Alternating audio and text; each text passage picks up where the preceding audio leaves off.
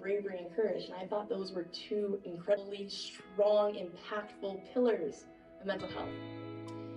When Liam passed away, the responders, they came to my home, and in the midst of the worst day of my entire life, they gave me rocks.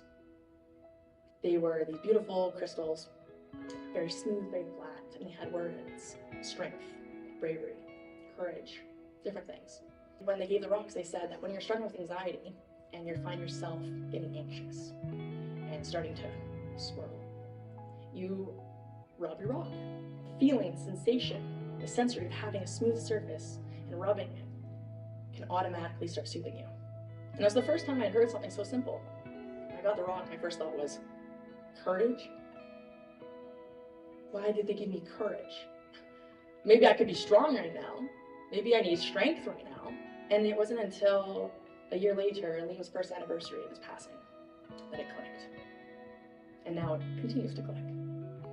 Courage is taking uncertainty and looking it in the face and saying, regardless of the outcome, I'm going to do it. Courage is not knowing how it's going to act, how it's going to react, how it's going to happen, but doing it anyways.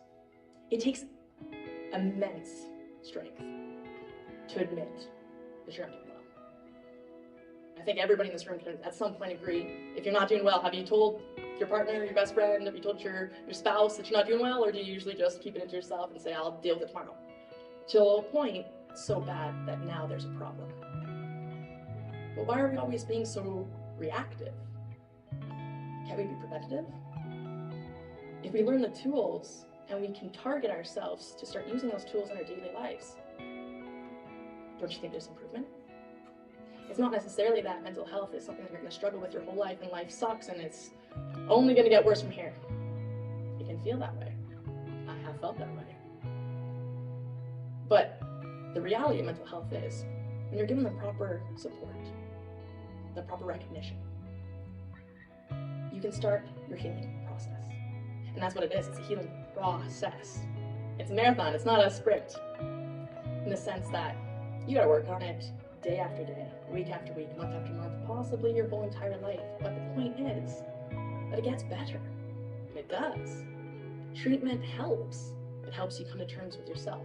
It comes to terms with what you're going through.